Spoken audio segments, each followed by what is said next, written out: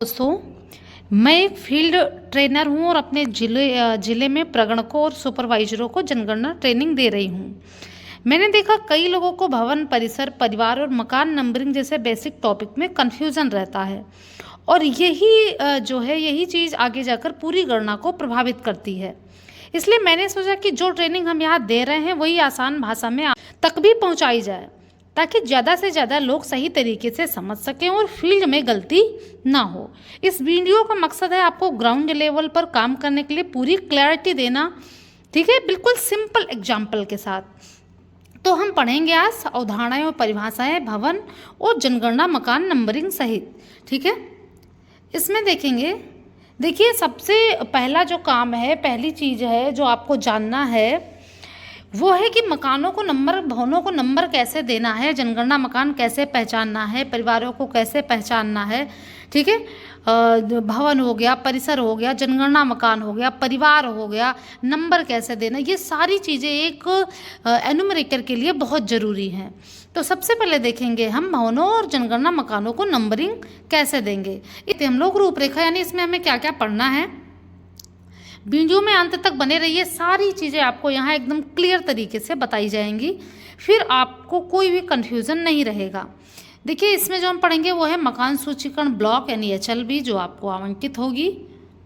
अगला है परिसर क्या है, भवन क्या है, जनगणना मकान क्या है, परिवार क्या है, परिवार का मुखिया, कवरेज में शामिल किए जाने वाले व्यक्ति, भवन और जनगणना मकान नंबरिंग।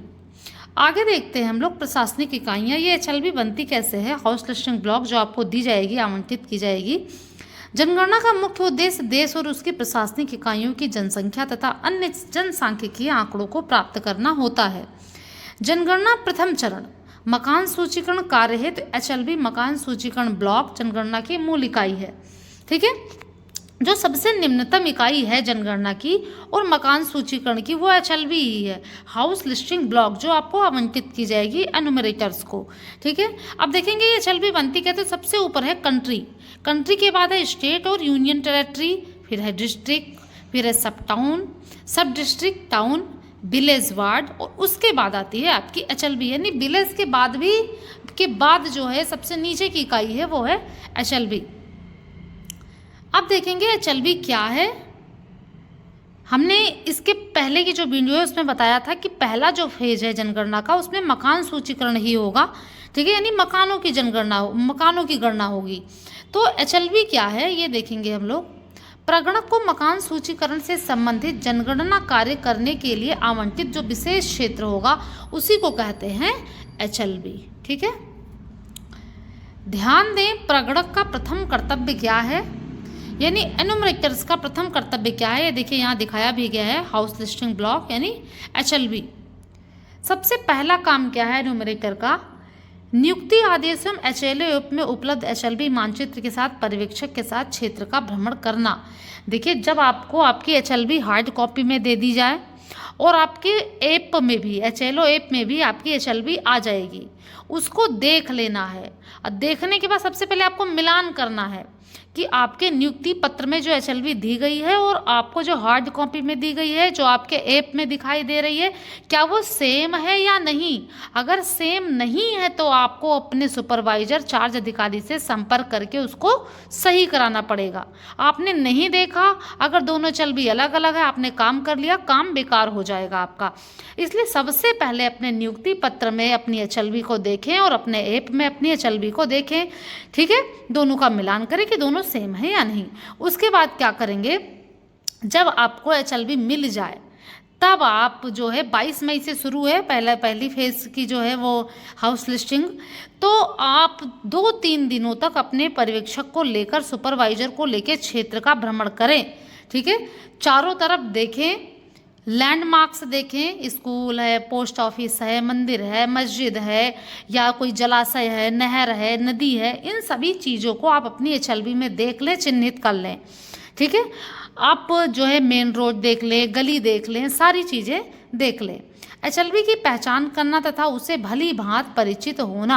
अपने HLB से आप भली भांति परिचित हो जाएं कि हमारी HLB कहाँ से शुरू हो रही, कहाँ ख़त्म हो रही, ठीक है। सुविधानुसार आप लिख भी सकते हैं, जिस मकान से HLB शुरू हो रही है उसको लिख लें, ठीक है, और जहाँ तक जा रही है आप उसको लिख लें।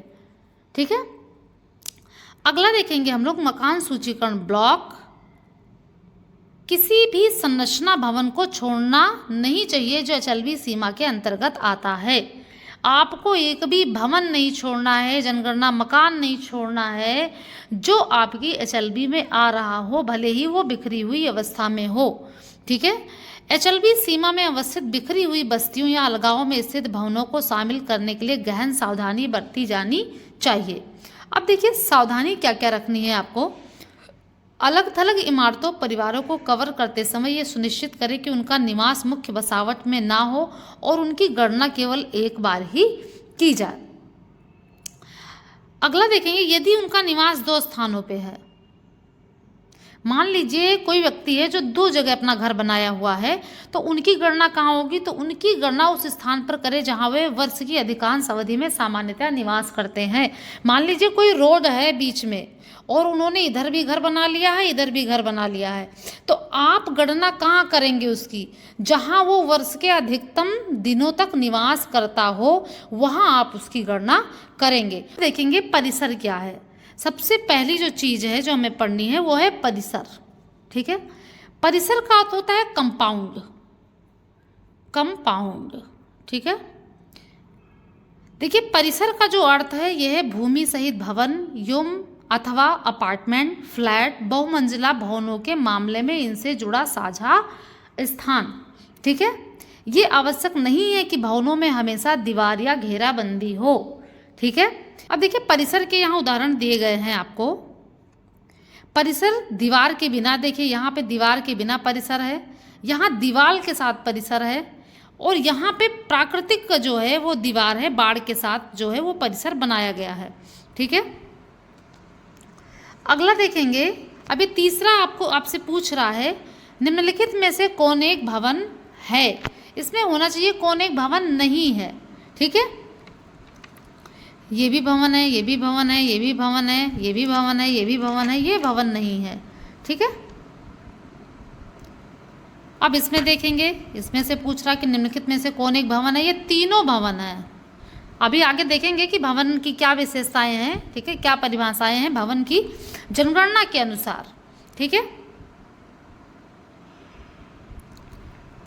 अब यहाँ देखेंगे भवन की जो मुख्य विशेषता है वो क्या होनी चाहिए। सामान्यतः 4 दीवारों और एक छत के साथ जमीन पर एकल संरचना, यानी भवन के लिए क्या हो, 4 दीवारी हो।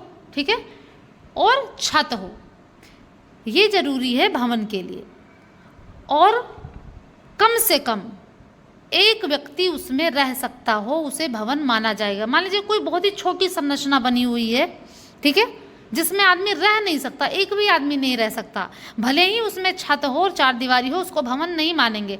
कम से कम एक व्यक्ति उसमें रुक सकता हो, रह सकता हो, तब उसे हम भवन मानेंगे। तीसरा क्या है, बहुमंजिला इमारत तथा शंक्वाकार झोपड़ी भी हो सकते हैं। देखिए यहाँ पे ये दिखाया गया है, ये झोपड़ी भी हो सकती है, ये शंक्वाकार जो है झोपड़ी भी हो सकती है, ये तो भवन है ही, और बहुमंजिला इमारत भी भवन हो सकते हैं। ठीक है, जैसे यहाँ दिखाया गया है।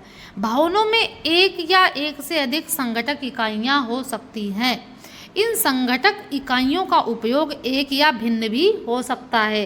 ठीक है, ये फ्लैट्स आपको दिख रहे हैं, इनमें अलग अलग संघटक इकाइयाँ हैं, इनका उपयोग एक जैसे भी हो सकता है, अलग अलग भी हो सकता है। आगे देखेंगे भवन के बारे में कुछ और चीज़ें देखेंगे। तो भवन का मतलब हमने बताया कि 4 दीवारी हो और छत हो। ठीक है, कम से कम एक व्यक्ति उसमें रह सकता हो, या आप देख लेंगे। भवन एवं उसकी पृथक संगठक इकाइयों का उपयोग। देखिए भवन का उपयोग किन किन चीज़ों में हो सकता है, तो आवास के रूप में, दुकानें, व्यापारिक घर, कार्यालय, कारखाने, कार्यशालाएं, कार्यशेड, स्कूल, पूजा स्थल, गोदाम, स्टोर आदि जैसे प्रतिष्ठान। एक संयोजन के लिए जैसे निवास है, शॉप आदि। खाली भी हो सकता है। ठीक है, भवन खाली भी हो सकता है। भवनों का एक से अधिक उपयोग भी हो सकता है, जैसे निवास के रूप में भी हो और दुकान के रूप में भी हो, तो इसको कहेंगे निवास है, शॉप। ठीक है, आवास अन्य उपयोग में आएगा। अगर सवाल यहाँ आता है क्या हम मंदिरों को भवन मान सकते हैं, भाई जिन पे भी छत हो और 4 दीवारी हो उन सब को भवन संख्या देनी है। स्कूल, मंदिर, मस्जिद, जितनी भी इकाइयाँ आपको दिखें जिनमें छत हो और चार दीवारी हो, उन सब को आपको भवन संख्या देनी है। ठीक है। अब बात यहाँ एक आती है कि मान लीजिए हम कहीं कहीं देखते हैं बांस के खंभे लगे होते हैं, उन बांस के खंभों पे मान लीजिए 4 बांस के खंभे ऐसे लग गए, इन बांस के खंभों पे जो पॉलीथीन या पन्नी ऊपर से लगा लेते हैं, ठीक है, क्या इसको भवन मानेंगे? तो यहाँ ध्यान देने योग्य बात यह है, अगर ये अस्थायी रूप से लगी हैं, अगर ये पॉलीथीन या टेंट अस्थायी रूप से लगे, यानी दिन में लगा रात में निकल गया, 2-4 घंटे के लिए लगा, तब हम उसे भवन नहीं मानेंगे। लेकिन अगर उनका एक स्थायी उपयोग हो रहा है तब हम उसे भवन मानेंगे, उस पर नंबर देंगे। जैसे आपने बहुत सारे लोगों को देखा होगा, वो ऊपर से पॉलीथीन लगाकर नीचे खंबे लगाकर, ठीक है, सब्जी की दुकान खोलते हैं और वे भवन मानेंगे। ठीक है। और सभी भवनों पे नंबर देना है, चाहे वो मंदिर हो, मस्जिद हो, स्कूल हो, पोस्ट ऑफिस हो। ठीक है। आगे देखेंगे। अब हम देखेंगे जनगणना मकान क्या है। एक जनगणना मकान है एक भवन या भवन का हिस्सा। देखिए एक पूरा भवन, ये पूरा भवन है, ये एक जनगणना मकान हो सकता है। ठीक है। एक हिस्सा अलग अलग जनगणना मकान हो सकता है। एक अलग इकाई के रूप में उपयोग, पहचान। ठीक है। अलग मुख्य प्रवेश सड़क। देखिए जनगणना मकानों को जब आप पहचानेंगे तो सबसे पहली जो शर्त है वो क्या है, अलग प्रवेश, मुख्य प्रवेश हो, यानी सेपरेट एंट्रेंस हो, तो वो अलग जनगणना मकान माने जाएंगे।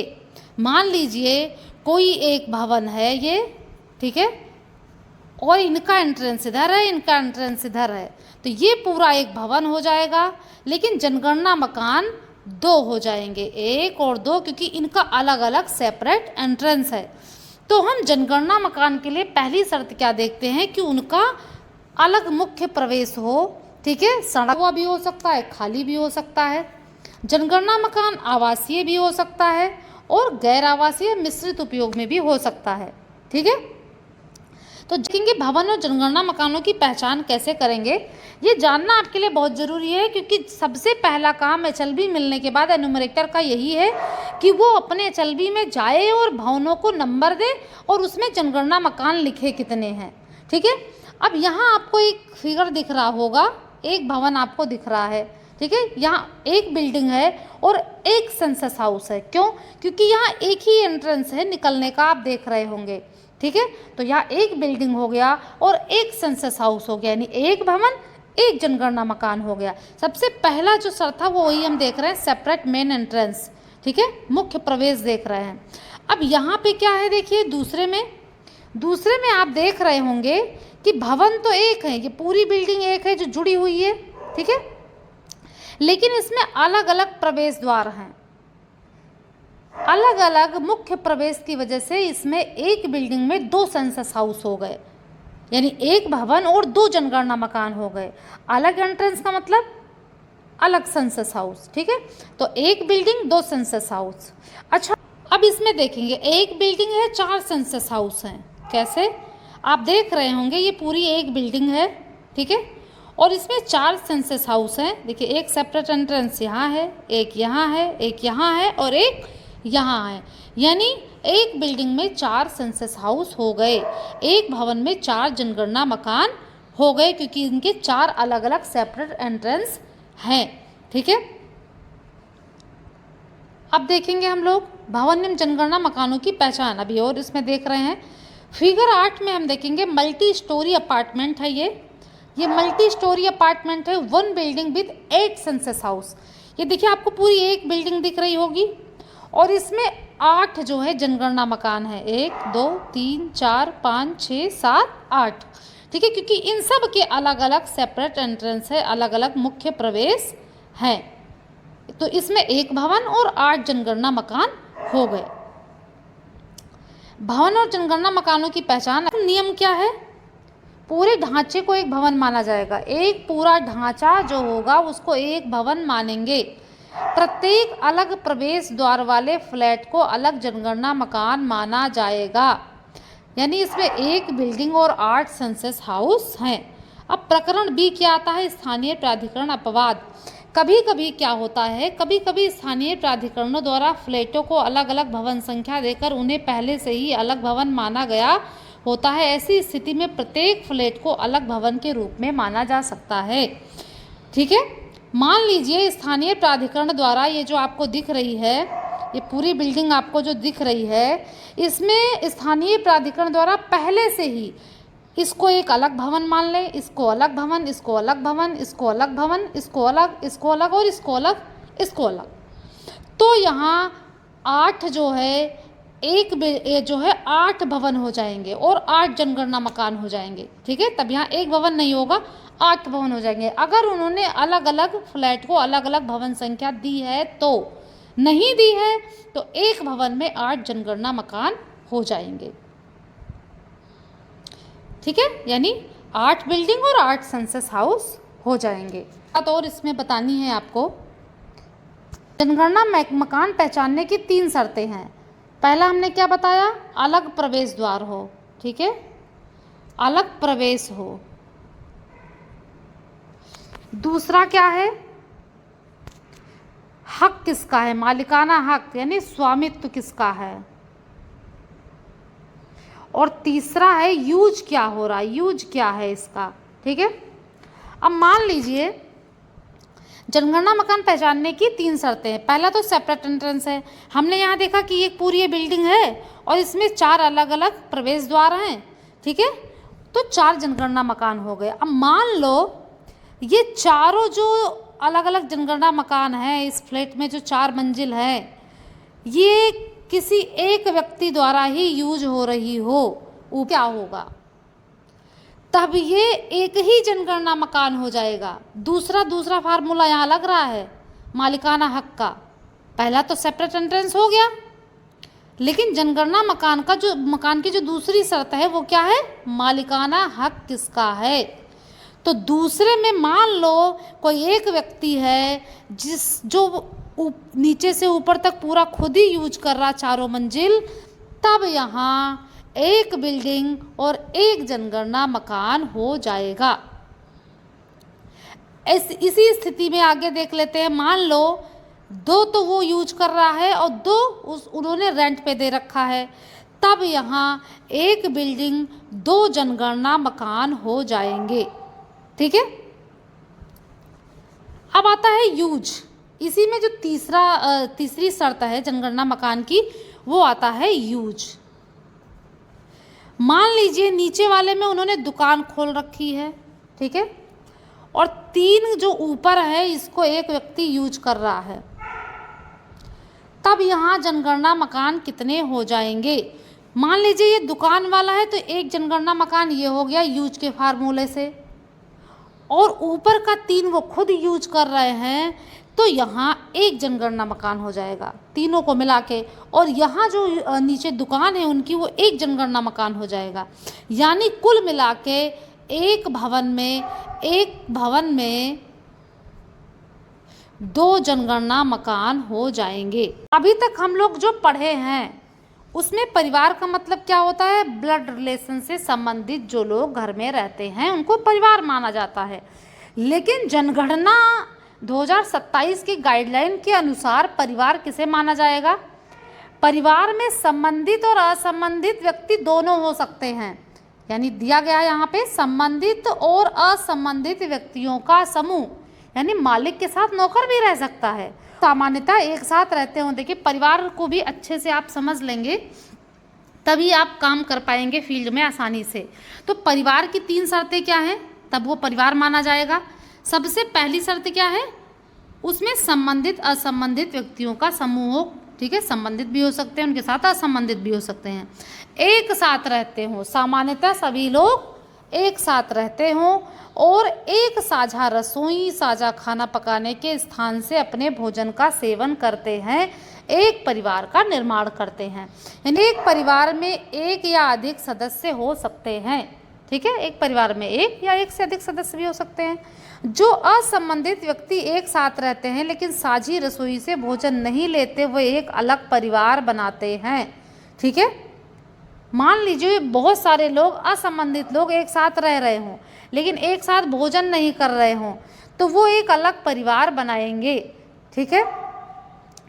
संबंधित व्यक्ति या परिवार के सदस्य जो एक साथ रहते हैं लेकिन काम की आवश्यकताओं के कारण एक ही रसोई को साझा नहीं करते, वे एक ही परिवार बनाते हैं। ये काम की आवश्यकताओं के कारण वो एक रसोई से भोजन नहीं कर रहे हैं, लेकिन एक साथ रह रहे हैं, एक शर्त पूरी कर रहे हैं कि वो एक साथ रह रहे हैं, तो उन्हें परिवार माना जाएगा। ठीक है। अब देखिए परिवार कितने प्रकार के हैं। परिवार 3 प्रकार के होते हैं, सामान्य परिवार, संस्थागत परिवार और बेघर परिवार। अभी जो HLO का काम होगा, हाउस लिस्टिंग का काम होगा, ठीक है, 22 मई से, उसमें केवल 2 परिवारों को देखना है, बेघर परिवार को छोड़ देना है अभी। ठीक है। इनकी गणना कब होगी? PE के समय, पॉपुलेशन एनुमरेशन के समय। ठीक है, 9 फरवरी से होगी, अभी इनको छोड़ देना है।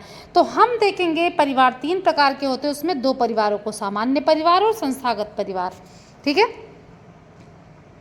अब आता है सामान्य परिवार क्या है। व्यक्तियों का समूह जो सामान्य रूप से एक साथ रहते हैं और साझा रसोई से अपना भोजन करते हैं, वो एक सामान्य परिवार बनाते हैं।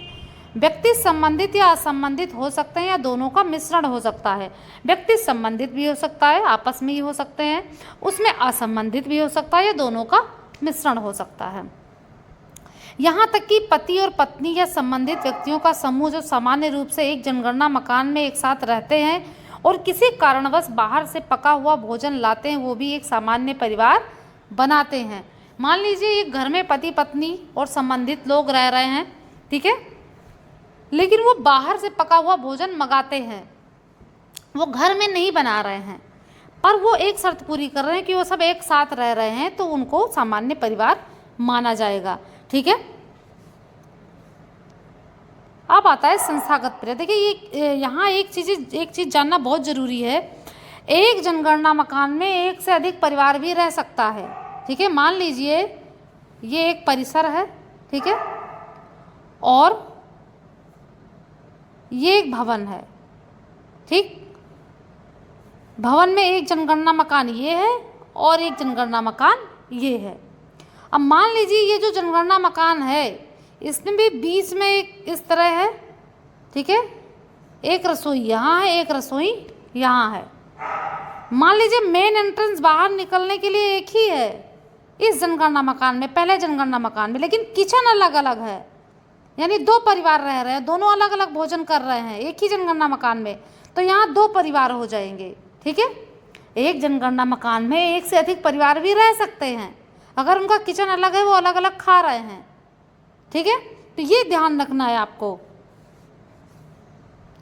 अब आता है संस्थागत परिवार। संस्थागत परिवार क्या होंगे, किसे मानेंगे? देखिए इसमें संबंधित व्यक्ति नहीं आएंगे, असंबंधित व्यक्तियों के समूह जो एक संस्था में रहते हैं और साझा रसोई से अपना भोजन करते हैं। ठीक है। खाने जो संस्थागत परिवार, जैसे बोर्डिंग हाउस, मेस, हॉस्टल, आश्रय गृह, निगरानी गृह, भिक्षुकों के घर, जेल, आश्रम, वृद्धाश्रम, बच्चों के घर, अनाथालय। ठीक है। आपको संस्थागत परिवार जो है भी पहचानना आना चाहिए कि कौन संस्थागत परिवार है और कौन सामान्य परिवार है। तो संस्थागत परिवार में सारे असंबंधित लोग आएंगे जो एक रसोई से भोजन करेंगे। ठीक है, उन्हें संस्थागत परिवार मानेंगे। अब एक आता है पेइंग गेस्ट, PG क्या है? पेइंग गेस्ट PG आवास में भी एक संस्थागत परिवार मिल सकता है, बशर्ते कि ये पंजीकृत हो। यदि वो पंजीकृत नहीं है तो ये सामान्य परिवार की श्रेणी में आएगा। यहाँ भी देख लेते हैं संस्थागत परिवार। यदि किसी संस्था में निवासी एक रसोई से भोजन साझा नहीं कर रहे हैं तो प्रत्येक एक ऐसा निवासी एक अलग सामान्य परिवार के रूप में माना जाएगा। का उदाहरण दिया गया है। ठीक है, ये इंस्टीट्यूशनल हाउस होल्ड, ये पूरा एक संस्थागत परिवार है। ठीक है, क्योंकि इसमें रहने वाले सारे लोग एक साथ भोजन कर रहे हैं, पर वार्डन और नौकर के परिवार जो अलग अलग जनगणना मकानों में रह रहे हैं। देखिए यहाँ वार्डन और नौकर का अलग अलग बना हुआ है कमरा, इनका एंट्रेंस अलग, इनका एंट्रेंस अलग। ठीक है, अलग अलग जनगणना मकानों में रहते हैं और अलग से खाना बनाते हैं। मान लीजिए ये दोनों वार्डन नौकर इससे खाना नहीं खा रहे हैं एक साथ, तो इन दोनों को अलग अलग सामान्य परिवार माना जाएगा। ठीक है, संस्थागत परिवार का क्या है, इनकी भी दो विशेषताएं हैं। एक तो ये सारे असंबंधित लोग हैं और एक साथ भोजन कर रहे हैं। अगर इनमें से जो वार्डन है, जो नौकर है, एक साथ भोजन नहीं कर रहा है, यहाँ अलग रह रहा है, वो अलग खा रहा है, तब इनको अलग सामान्य परिवार माना जाएगा। जैसे मान लीजिए कोई जेल है, तो जेल क्या हो गया, ये संस्थागत हो गया। जेल क्या हो गया, संस्थागत हो गया, संस्थागत परिवार में आएगा। मान लीजिए इस जेल का जो जेलर है, इस जेल का जो जेलर है वो इस जेल के बाहर रह रहा हो, ठीक है, इस जेल के बाहर रह रहा हो और यही वो भोजन कर रहा हो, तो जेलर जो है वो सामान्य परिवार की श्रेणी में आएगा, वो इस संस्थागत परिवार में नहीं आएगा। ठीक है, आगे देखेंगे। संस्थागत परिवार में एक आता है पेइंग गेस्ट यानी पीजी। पीजी क्या है, पीजी का मतलब ऐसा रहने का सिस्टम जहाँ कोई व्यक्ति यानी ओनर लोगों से रहने खाने और सुविधाओं के पैसे लेता है। ठीक है, उससे पीजी बोलते हैं। अपने ही घर में वो ऐसी व्यवस्था देता है। ठीक है, अब हम यहाँ एक केस पढ़ेंगे इस पीजी के लिए। उस पीजी को कैसे संस्थागत परिवार मानेंगे। As case classifying paying guest PG accommodation, the service provider owner receives fixed monthly charges for lodging, meals and other facilities। ठीक है, तो पीजी का मतलब अभी हमने बताया, जहाँ कोई व्यक्ति रहने खाने और अन्य सुविधाओं के लिए पैसे लेता है, ओनर पैसे लेता है। सिनेरियो 1 में क्या है, कॉमन किचन, यानी सारे पीजी एक किचन से खाना खा रहे हों। ठीक है, अब इसमें दो चीज़ें आती हैं। पहली शर्त क्या है, अगर पीजी रजिस्टर्ड है, if the PG is registered, अगर सारे पीजी एक किचन से खाना खा रहे हों, जैसे आप यहाँ देख पा रहे हैं, ठीक है, और पीजी रजिस्टर्ड हो, तब हम उसे संस्थागत परिवार मानेंगे, इंस्टीट्यूशनल हाउस होल्ड मानेंगे। लेकिन if the PG is not registered, अगर कॉमन किचन है लेकिन पीजी रजिस्टर्ड नहीं है, तो हम उन सब को नॉर्मल हाउस होल्ड मानेंगे। ठीक है, अगर पीजी रजिस्टर्ड नहीं है तो हम इसे एक नॉर्मल हाउस होल्ड यानी सामान्य परिवार मानेंगे। अब सिनेरियो 2 में क्या है देखेंगे, नो कॉमन किचन, कोई भी कॉमन किचन नहीं है सभी पीजी के लिए, तब क्या होगा, if the inmates are not sharing meals from a common kitchen, then each such inmate should be treated as a separate normal household। अगर कोई भी कॉमन किचन नहीं है, यहाँ आप देख पा रहे हैं सभी अपना भोजन अलग अलग बना रहे हैं, एक यहाँ आप देख रहे हैं, यहाँ से जाएंगे यहाँ, ठीक है, सब अगर अपना भोजन अलग अलग बना रहे हैं, कोई भी कॉमन किचन नहीं है, ठीक है, तो हर व्यक्ति रूम को, ठीक है, अलग सामान्य परिवार माना जाएगा। ठीक है, आई होप ये समझ गए होंगे आप। बेघर परिवार जैसा आपने बताया कि इनको भी हाउस लिस्टिंग में शामिल नहीं करना है, क्योंकि हाउस लिस्टिंग में इनके पास तो मकान ही नहीं है। इनको पॉपुलेशन एनुमरेशन के समय जो है वो शामिल करना है। पर देख लेते हैं बेघर परिवार कौन होते हैं। जो परिवार भवनों या जनगणना मकानों में निवास नहीं करते हैं उन्हें बेघर परिवार कहा जाता है। वे खुली जगहों, सड़क किनारों, फुटपाथों, ह्यूम पाइपों, फ्लाईओवर और सीढ़ियों के नीचे या पूजा स्थलों, मंडपों, रेलवे स्टेशनों आदि में खुले रहते हैं। वो बेघर परिवार मकान सूचीकरण चरण में शामिल नहीं किए जाने चाहिए। यानी जो पहला फेज़ है हमारा मकान सूचीकरण, उसमें ये शामिल नहीं है जो बेघर परिवार के लोग हैं। अब आता है भवन और जनगणना मकानों की पहचान कैसे करें। देखिए ये बहुत ज़रूरी है कि आपको भवन, जनगणना मकान और परिवारों में अंतर जानना जरूरी है, ठीक है, और पहचानना जरूरी है, क्योंकि आपका सबसे पहला काम तो यही है HLB मिलने के बाद कि आप क्षेत्र में जाएं अपने और भवन, जनगणना मकानों को लिखें। ठीक है, अब देखिए यहाँ पे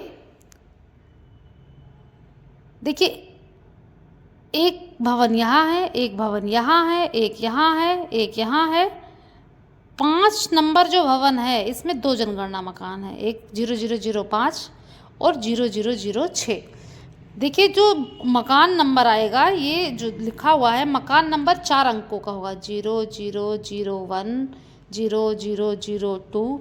ठीक है, तो जो मकान जनगणना मकान संख्या आएगी वो 4 नंबरों की जनरेट होगी। 6 में जो है ये 3 जनगणना मकान हैं, 7, 8 और 9। ठीक है, तो ये कितने भवन हो गए? 6 भवन हो गए। 1 2 3 4 5 6। ठीक है, 6 भवन हो गए।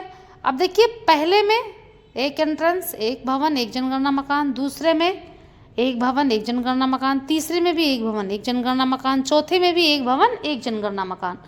लेकिन 5वें भवन में 2 जनगणना मकान हो गए, क्योंकि इनका सेपरेट एंट्रेंस और इनका सेपरेट एंट्रेंस हो गया। ठीक है, 6 में भी देख लेते हैं इसी तरह। इन तीनों का अपना अलग अलग सेपरेट एंट्रेंस है, यानी एक भवन में 3 जनगणना मकान हो गए। ये तो हो गया पहली शर्त। ठीक है, जनगणना मकान पहचानने की हमने ऊपर बताया भी था कि 3 शर्तें हैं जिससे आप जनगणना मकान पहचान सकते हैं। अब दूसरी शर्त क्या है? मान लीजिए 5 नंबर का जो भवन है, इसमें जो 2 जनगणना मकान है ऊपर नीचे का, इसको कोई एक ही व्यक्ति यूज कर रहा हो, ऊपर भी नीचे भी, तब एक ही जनगणना मकान हो जाएगा। 5 नंबर भवन में एक जनगणना मकान हो जाएगा। ठीक है, अब मान लीजिए 6 नंबर भवन में नीचे उन्होंने दुकान कर रखी है, ऊपर 2 खुद यूज कर रहे हैं, तो नीचे दुकान के लिए एक जनगणना मकान और इन दोनों के लिए एक जनगणना मकान हो जाएगा, यानी 6 में क्या हो जाएगा? 2 जनगणना मकान हो जाएंगे। ठीक है, तीनों में मान लीजिए अलग अलग लोग रह रहे, तीनों में अलग अलग लोग रह रहे, यहाँ भी यहाँ भी यहाँ भी, तो 6 में 3 जनगणना मकान हो जाएंगे।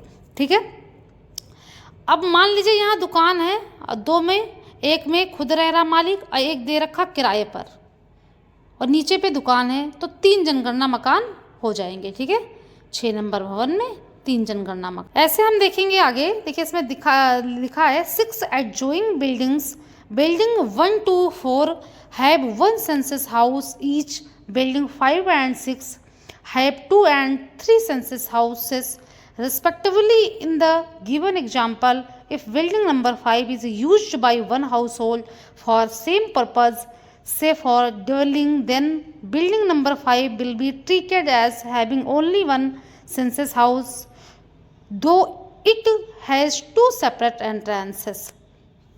ठीक है, वन और जनगणना मकानों की पहचान परिवार के संबंध में। अब यहाँ देखेंगे क्या केस है। Hostel with another structure within the premises used as warden's residence and cook residence, 1 building with 3 census house. मान लीजिए ये एक हॉस्टल है। ठीक है, तो ये एक जनगणना मकान हो गया, ये पूरा भवन हो गया एक भवन, और इस भवन में एक जनगणना मकान ये हो गया। अब मान लीजिए इस हॉस्टल के जो वार्डन हैं और जो कुक हैं, ठीक है, खाना बनाने वाला, ये दोनों का जो है कमरा अलग है, दोनों का सेपरेट एंट्रेंस है। ठीक है, ये इसमें खाना नहीं खा रहे हैं, ये दोनों अलग अलग खाना खा रहे हैं हॉस्टल से अलग, वार्डन भी और कुक भी। तब क्या हो जाएगा? तब यहाँ एक भवन और 3 जनगणना मकान हो जाएंगे। ठीक है, अब देखिए फिगर 11 में ऐसे ही देखेंगे। ये पूरा परिसर है, इस परिसर के भीतर एक भवन है। ठीक है, इस भवन में 1 2 3 4 5, ये 5 जो है वो कमरे हैं, रूम्स हैं। लेकिन एक भवन में 2 जनगणना मकान कैसे हो जाएंगे?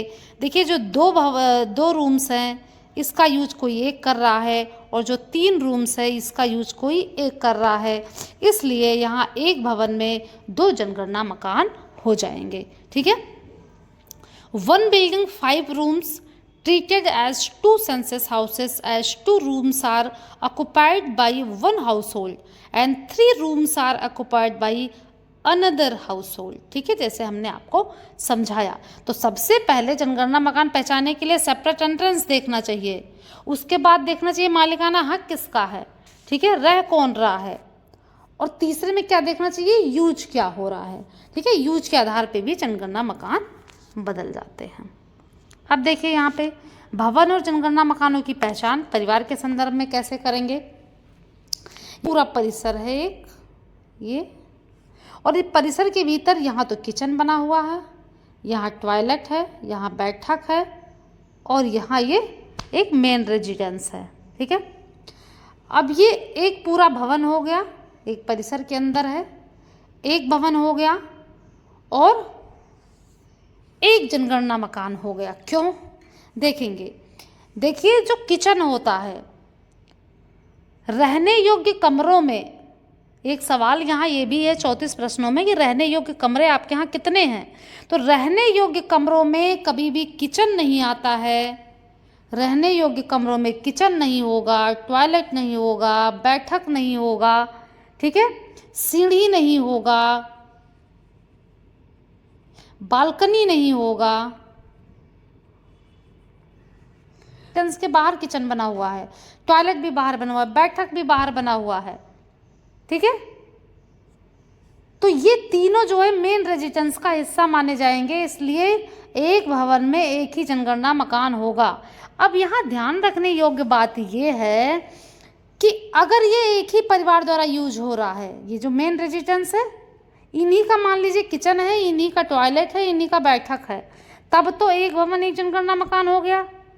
मान लीजिए इसी में मेन रेजिडेंस वाले का किचन है और टॉयलेट है, लेकिन ये बैठक किसी और का है, इनका नहीं है, ये कोई और परिवार यूज कर रहा है, उसका है, तो ये एक अलग भवन के रूप में माना जाएगा। अगर ये चारों एक ही परिवार यूज कर रहा है तब हम इसे एक भवन एक जनगणना मकान मानेंगे, इन सब को जो है वो इसका हिस्सा मानेंगे।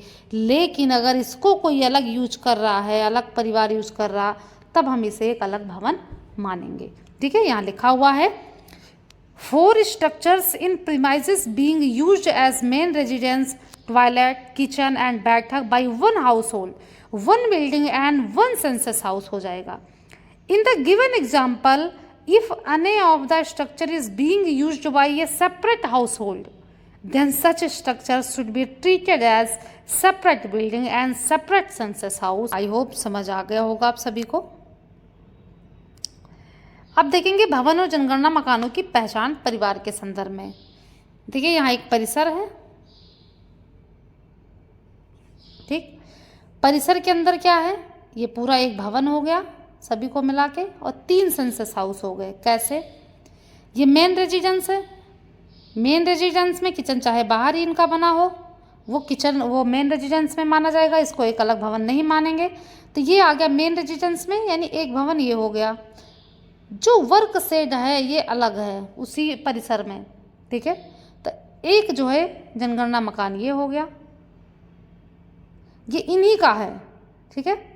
तो एक भवन में एक भवन यहाँ हो गया, किचन जो है मेन रेजिडेंस में आ गया, वर्क शेड यहाँ कोई काम हो रहा है, ठीक है, और एक है कैटल शेड। तो जो वर्क शेड है वो एक जनगणना मकान हो जाएगा। जो कैटल शेड है, जो पशुओं के रहने, पशुशाला, एक अलग जनगणना मकान में आएगा। ये हमेशा ध्यान रखना। अगर ये तीनों की एक छत है, किचन तो इसमें आएगा ही, भले ही वो बाहर बना हो, ठीक है। अगर इस परिवार द्वारा यूज हो रहा तो वो मेन रेजिडेंस में आएगा। और वर्क शेड और कैटल शेड जो है वो अलग जनगणना मकान में आएगा। अगर एक ही परिवार यूज कर रहा है, ठीक है, तो एक भवन पूरा हो जाएगा, ये पूरा एक भवन हो जाएगा, और इसमें एक भवन में 3 जनगणना मकान हो जाएंगे। यानी पशुशाला को अलग जनगणना मकान मानेंगे, वर्क शेड को अलग जनगणना मकान मानेंगे। यहाँ दिया गया है 4 structures in a premises being used as residence, kitchen, work shed and cattle shed by one household, one building, 3 census house, residence and kitchen together are one census house, other are 2 separate census house. In the given example, if any of the structure is being used by a separate household, then such structure should be treated as separate building and separate census house।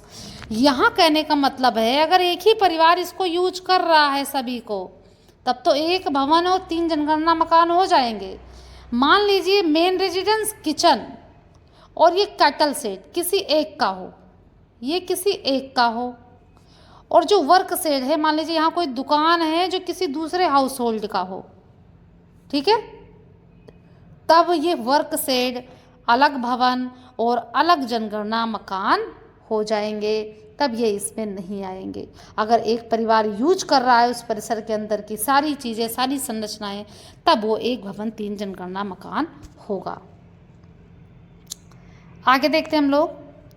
इसमें देखिए एक भवन है, ये पूरा एक भवन है, ठीक है, और 3 जनगणना मकान है, ये पूरा एक परिसर है।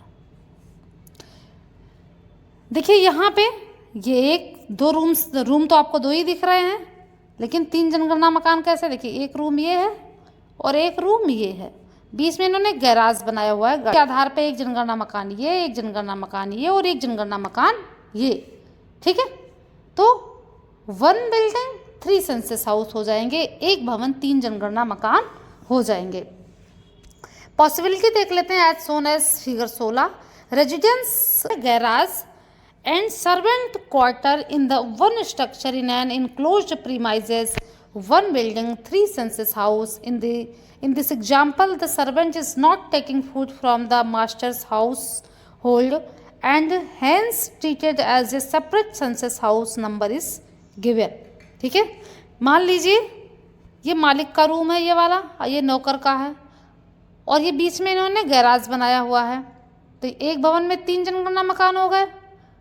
अब मान लीजिए ये जो नौकर है इन्हीं के साथ खाना खा रहा है, अलग से खाना नहीं खा रहा, बस रह रहा है यहाँ, लेकिन खाना एक साथ खा रहा है, तब एक हो जाएगा, एक भवन और 2 जनगणना मकान हो जाएंगे। अगर ये खाना अलग खा रहा है, ये खाना अलग खा रहा है, ये खाना अलग खा रहा है, ठीक है, तब एक भवन में 3 जनगणना मकान हो जाएंगे। दूसरी पॉसिबिलिटी क्या है?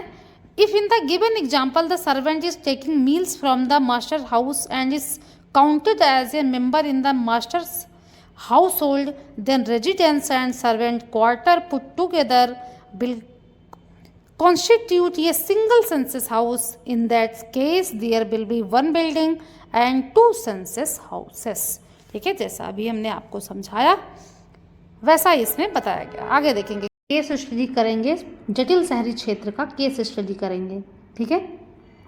इसमें जो चीज़ें आपको दिख रही हैं उसको मैं समझाऊंगी। यहाँ देखेंगे है बिल्डिंग नंबर 1 यानी भवन नंबर 1। इस भवन नंबर 1 में 12 तो सेंसस हाउस है और 12 नॉर्मल हाउस होल्ड है, यानी एक भवन में 12 जनगणना मकान है और 12 जनगणना मकान में प्रत्येक में एक जो है नॉर्मल परिवार रह रहा है, ठीक है, सामान्य परिवार रह रहा है। अब हम आएंगे, देखिए बिल्डिंग नंबर 5, ये बिल्डिंग नंबर 5 आप देख रहे हो, ये बिल्डिंग नंबर 5 है। बिल्डिंग नंबर 5 में 3 सेंसस हाउस हैं। देखिए सेंसस हाउस 1, फिर से दिखाते हैं आपको, सेंसस हाउस 1, ठीक है, यहाँ एक परिवार रह रहा है, ठीक है। सेंसस हाउस 2 यहाँ पे है, ये इनके नौकर का घर हो सकता है, ठीक है। सेंसस हाउस 2 जो है वो एक अलग परिवार के लिए है, क्योंकि किचन अलग है तो परिवार अलग हो जाएगा। सेंसस हाउस 2 में एक अलग परिवार रह रहा है। Counts as a separate household as a servant does not take meals from the master's kitchen. ये अपने जो है मेन हाउस होल्ड की किचन से खाना नहीं खा रहा है, इसलिए सेंसस हाउस 2 में एक अलग परिवार है, ठीक है, एक अलग परिवार माना जाएगा। अब देखिए बिल्डिंग नंबर 5 का जो है सेंसस हाउस 3 है, ये नॉन रेजिडेंशियल है, ठीक है। नॉन रेजिडेंशियल का मतलब गैर आवासीय है, या तो दुकान का होगी या ऑफिस होगा, ठीक है, रहने के लिए प्रयोग नहीं होगा, वो गैर आवासीय में आएगा। अब देखिए बिल्डिंग नंबर जो 2 है, building number 2, building number 4, building number 3, इन सब में एक जनगणना मकान है, ठीक है। अब देखेंगे हम केस स्टडी ग्रामीण क्षेत्रों का।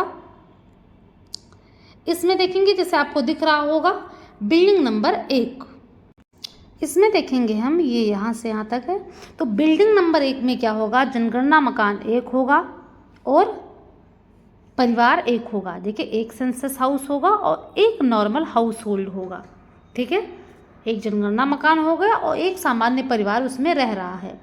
बिल्डिंग नंबर 2 में क्या होगा, जनगणना मकान क्या होगा, सेंसस हाउस 4 है और नॉर्मल हाउस होल्ड 2 हैं। सामान्य परिवार कितने रह रहे हैं, 2 रह रहे हैं, ठीक है। अब देखिए यानी एक बिल्डिंग में रहने की जो यूनिट है वो अलग अलग हो सकती है, ठीक है। अब हम देखेंगे जनगणना मकान यानी सेंसस हाउस 2, सेंसस हाउस 3। तो जो सेंसस हाउस 2 है ये क्या है, नॉन रेजिडेंशियल है, गैर आवासीय है।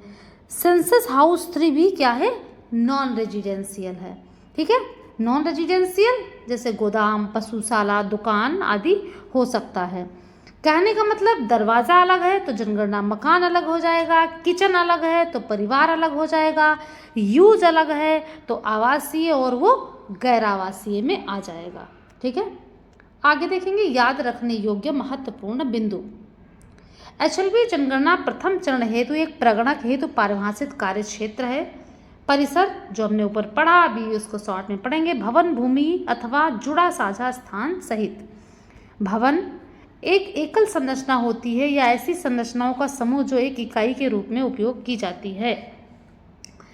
देखिए, एक भवन में एक जनगणना मकान भी हो सकता है, 2 जनगणना मकान भी हो सकता है, 3 भी हो सकता है, 4 भी हो सकता है।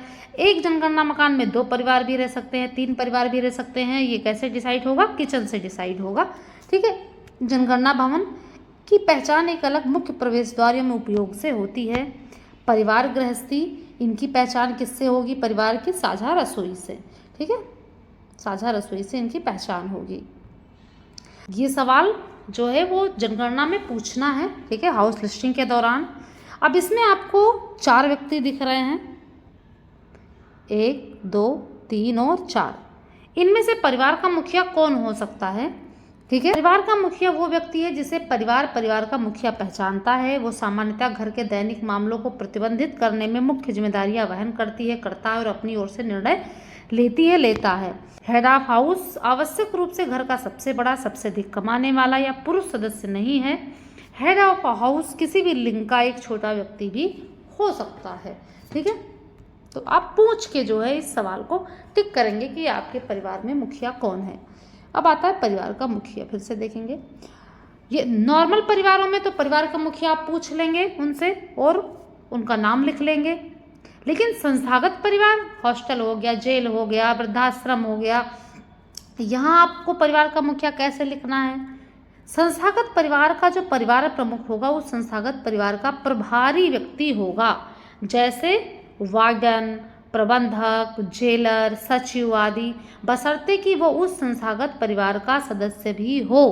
मान लीजिए आप जेल गए और जेल में प्रभारी व्यक्ति जेलर होगा। ठीक है, उसका नाम लिखेंगे। लेकिन मान लीजिए जेलर अलग रह रहा हो, जेल से अलग खाना खा रहा हो, तब तो वो सामान्य परिवार में चला गया, तब हम किसका नाम लिखेंगे? नीचे दिया गया है, यदि प्रभारी व्यक्ति उस संस्थागत परिवार का सदस्य नहीं है तो संस्थागत परिवार का कोई भी सदस्य परिवार प्रमुख हो सकता है। ठीक है, जेलों में शामिल किए जाने वाले व्यक्ति, सामान्य और संस्थागत परिवार में सामान्यतः रहने वालों को गिनने की आवश्यकता है। सामान्य निवासी उस दिन घर की सूची में अनुपस्थित होने पर भी गिने जाएंगे। देखिए, मान लीजिए आप किसी के घर जनगणना करने गए, ठीक है, या हाउस लिस्टिंग के दौरान गए, 2 दिन के लिए कहीं गया हुआ है, रिश्तेदारी में गया है, ठीक है, या कहीं भी गया हुआ है, तो आपको उसी घर में उसको गिनना है, उसको छोड़ना नहीं है। दूसरी स्थिति क्या हो सकती है? मान लीजिए जिस दिन आप किसी के घर गए जनगणना के लिए, उनके रिलेशन का कोई आया हुआ है या बाहर से कोई भी आया हुआ है उनके घर पे, जो चला जाएगा, परमानेंटली नहीं रह रहा उनके साथ, तो उनको आप उस जो है घर के सदस्यों में शामिल नहीं करेंगे। ठीक है, अगला है डिप्लोमेटिक स्टेटस वाले विदेशी नागरिक एवं उनके परिवार बाहर रखे गए हैं। एचएलओ के लिए रक्षा विशेष चार्ज के तहत निषिद्ध क्षेत्र शामिल नहीं है। देखिए, हमने बताया था पहले कि आपको धारा 8 पढ़ाया, धारा 9 और धारा 11। ठीक है, धारा 9 में क्या है? पहुंच की अनुमति आपको मिलनी चाहिए। ठीक है, आपको कोई अपने यहाँ पहुंचने से नहीं रोक सकता है। लेकिन ये इस क्षेत्र में अपवाद है, रक्षा क्षेत्र में। मान लीजिए रक्षा की दृष्टि से कोई क्षेत्र निषिद्ध है जहाँ आप नहीं जा सकते हैं, तो आप वहाँ मनमानी नहीं करेंगे कि भाई धारा 9 में तो कहा गया है आप पहुँच से जो है सामान्य पहुँच से बाधा बन रहे हैं। ठीक है, ये गलत बात है। नहीं, कोई भी जो विशेष चार्ज वाला क्षेत्र होगा, छावनी होगा, या रक्षा की दृष्टि से कोई सिक्योरिटी पर्पज से कोई क्षेत्र है जहाँ आप नहीं जा सकते, तो वहाँ नहीं जाएंगे आप।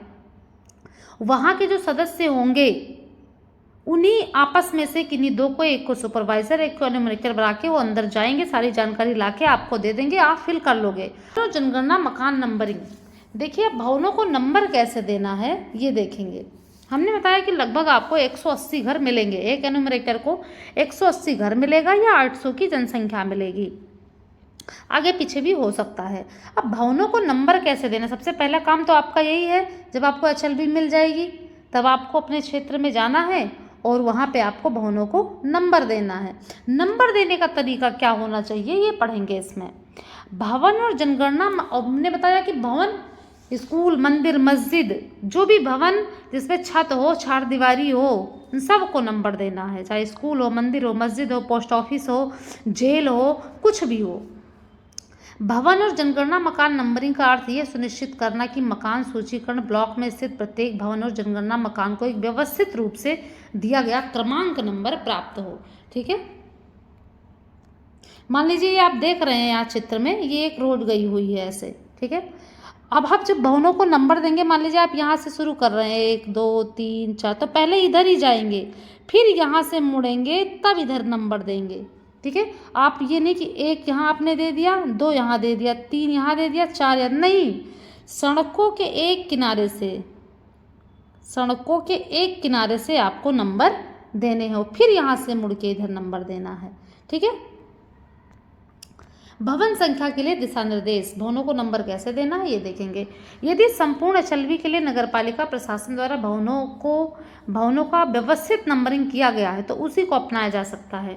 ठीक है, ये बड़े शहरों में ज़्यादा ही सुविधाजनक है। बड़े शहरों में सभी भवनों को जो है नंबर दिया गया होता है, तो उसे ही आप लेके और अपना नजरी नक्शा बना के काम कर सकते हैं। लेकिन आपको मान लीजिए कोई गांव की HLB मिली हुई है या छोटे शहरों की मिली हुई है, हमारा सजेशन ये है कि आप नए सिरे से भवनों को नंबर दें क्रमागत रूप से और फिर अपना काम करें। अन्य परिस्थितियों में पूर्ण HLB के लिए प्रगणक द्वारा नई नंबरिंग परंपरागत रूप से भवन नंबर उत्तर पश्चिमी छोर से सर्पाकार क्रम में चलकर दक्षिण पूर्वी बिंदु पर समाप्त होते हुए की जानी चाहिए। देखिए, जब भी आप भवनों को नंबर दें तो शुरू कहाँ से करें, आप उत्तर पश्चिम से शुरू करें।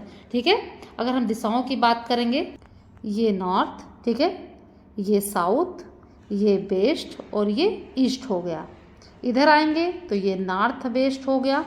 ठीक है, ये साउथ वेस्ट हो गया, ये साउथ ईस्ट हो गया और ये हो गया नॉर्थ ईस्ट। ठीक है, तो आपको शुरू कहाँ से करना है, जब भी आप भवनों को नंबर दें तो आपको शुरू करना है उत्तर पश्चिम छोर से और समाप्त कहाँ करना है, दक्षिणी पूर्वी छोर पे समाप्त करना है, सर्पाकार चलना है आपको। ठीक है, निर्माणाधीन भवन के लिए यदि छत पूरी हो गई हो तो उसे एक संख्या प्रदान की जानी चाहिए।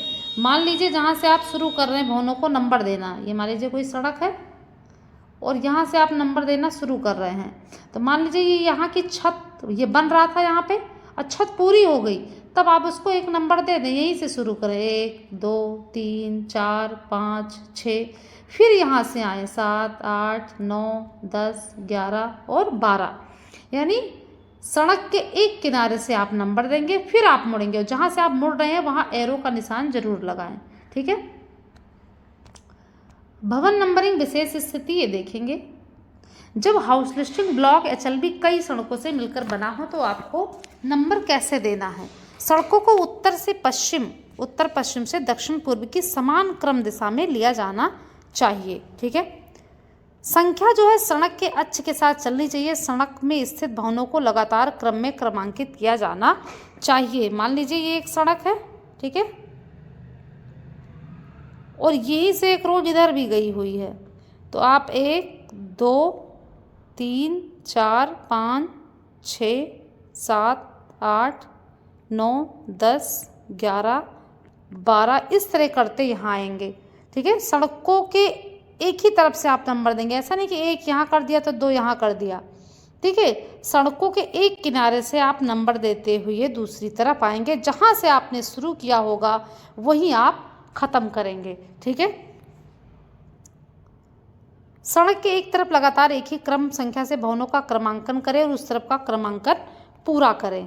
ठीक है, इसके बाद सड़क के दूसरी ओर अंत से क्रमांकन प्रारंभ करें और उसी क्रम संख्या श्रृंखला को जारी रखें। अंत में क्रमांकन उसी स्थान के ठीक सामने समाप्त करें जहां पहली संख्या आवंटित की गई थी। आगे देखेंगे, यदि इमारतें बिखरी हुई हों, समूहों में स्थित हों या अलग थलग हिस्सों में स्थित हों, तब क्या करें। देखिए ये जो है दिक्कतें ज़्यादातर गांव वाले क्षेत्रों में आती हैं कि इमारतें अलग अलग बिखरी हुई अवस्था में होती हैं। तब आपको भवनों को नंबर कैसे देना है, क्रमागत रूप तो बिगड़ जाएगा। तब आपको क्या ध्यान रखना है ये देखेंगे। तो जहाँ तक संभव हो पिछली स्लाइड में वर्णित विधि का पालन करते हुए इमारतों को क्रमांकित किया जाना चाहिए। मतलब आप सभी भवनों को नंबर दें, कोई भी भवन छूटे ना, ठीक है। भले ही क्रम ना बन रहा हो पर कोई भी भवन छूटना नहीं चाहिए। यदि ये संभव ना हो तो सुनिश्चित करें कि सभी इमारतों को क्रमांकित किया गया हो। लेआउट मानचित्र पर जहाँ भी क्रमांक में परिवर्तन होता है वहाँ तीर के निशान द्वारा इमारतों को क्रमांकित करने की दिशा इंगित की जानी चाहिए। मान लीजिए आपने भवनों को नंबर 1, 2, 3, 4, 5, 6 दिया है और फिर आपको इधर आना है तो ऐसे एरो लगाएंगे, 7, 8, 9, 10 इस तरह नंबर देंगे, ठीक है। यहाँ देखते हैं भवन नंबरिंग विशेष से शहरी आवास सूची ब्लॉक में नंबरिंग आमतौर पर सड़क के अक्ष के साथ चलती है, किसी मनमानी भौगोलिक दिशा में नहीं। भवन नंबरिंग विशेष स्थिति है। स्थायी या खुली संरचना वाले बाजार, मंडी, सामान्य छतें, चारों ओर दीवारें नहीं, तिरपाल, प्लास्टिक की छतें या केवल खंभे, कंक्रीट की छत या 3 फीट ऊंचे चबूतरे, यदि इनका उपयोग निम्न उद्देश्यों के लिए किया जाता है, बिक्री के लिए, दुकानदारों द्वारा रात में सोने के लिए, ऐसी संरचनाओं को भवन माना जाना चाहिए और तदनुसार क्रमांकित किया जाना चाहिए। ये सवाल हमारे सेशन में जब हम प्रशिक्षण दे रहे थे तो उसमें भी आया था, ठीक है, कि क्या दीवार ना हो, खंभों पे कोई छत हो, ठीक है, तो उसको भवन संख्या दी जानी चाहिए या नहीं दी जानी चाहिए। अगला देखेंगे भवन संख्या देने के कुछ दिशा निर्देश हैं और देखेंगे इसको। नए भवन जो भवनों के क्रमांकित होने के दौरान छूट गए हैं या बाद में बने हैं उन्हें उप संख्या, नया संख्या दिया जाना चाहिए। मान लीजिए ये एक सड़क है, इधर एक रोड गई है, आप भवनों को नंबर दे रहे 1, 2, 3 और 4 आपने छोड़ दिया, यहाँ 5 दे दिया। मान लीजिए भूलवश छूट गया या ये भी यहाँ बन ही रहा है, छत नहीं पड़ी है, ठीक है। मान लीजिए आप भवनों को नंबर दे रहे हैं, गलती से भी छूट सकता है कोई भवन, और आप मान लीजिए यहाँ से आके आपने पूरा कर लिया, आप क्या करेंगे। मान लीजिए कोई भवन छूट गया या अभी बन रहा है, छत नहीं पड़ी है, तो बाद में अगर छत पड़ जाए या आपको पता लग गया कि एक छूट गया तो इसको उप संख्या देंगे। उप संख्या कैसे देंगे, 3 और 5 के बीच में है, ठीक है, तो हम इसको 3 और 4 के बीच में है, 3, 4 के बीच में कोई भवन छूट रहा है, आपने यहाँ संख्या दे दी सभी को, या इसका भी छत नहीं पड़ा है, तो आप इसे देंगे 3/1। कैसे देंगे, 3/1, ठीक। नए भवन जो भवनों के क्रमांकित होने के दौरान छूट गए हैं या बाद में बने हैं उन्हें उप संख्या, नया संख्या दिया जाना चाहिए। उदाहरण के लिए यदि कोई भवन क्रमांकित नहीं है या कोई नया भवन क्रमांकित 10 और 11 के बीच में है तो उसे 10/1 के रूप में क्रमांकित किया जाना चाहिए, जिसका अर्थ है कि एक अलग भवन क्रमांक 10 के बाद बना है, ठीक है। यानी 10 और 11 के बीच में कोई भवन आपसे छूट जाता है या छत नहीं पड़ी होती है, बाद में पड़ता है उस पर, तो आप उसे 10/1 देंगे, ठीक है। इससे पता चल जाएगा कि बीच में एक अलग भवन क्रमांक के बाद बना है। भवन संख्या के लिए दिशा निर्देश। पूर्ण एचएलवी है तो भवन नंबरिंग का कार्य चेलो ऐप पर कार्य शुरू करने से पूर्व भवन के मुख्य प्रवेश द्वार पर दृश्यता, स्थायित्व को ध्यान में रखते हुए किया जाना चाहिए। देखिए भवनों पे नंबर आपको ऐसे देना है जो दिखे, ऐसे कहीं नहीं लिख देना है जहाँ भवनों का नंबर आपको ना दिखे। आपको लिखना है CN, मान लीजिए भवन संख्या 1 है तो 1, इसमें जनगणना मकान 2 है तो इस तरह लिखेंगे CN 1 और ब्रैकेट में 2। आगे देखेंगे हम लोग XYZ AB भवन संख्या, भवन में जनगणना मकानों की संख्या जो है लिखनी है। Count of census house in particular building, ठीक है। मान लीजिए कोई भवन संख्या 1 है जिनमें जनगणना मकान 2 है तो 1 लिखने के बाद ब्रैकेट में 2 लिख देंगे।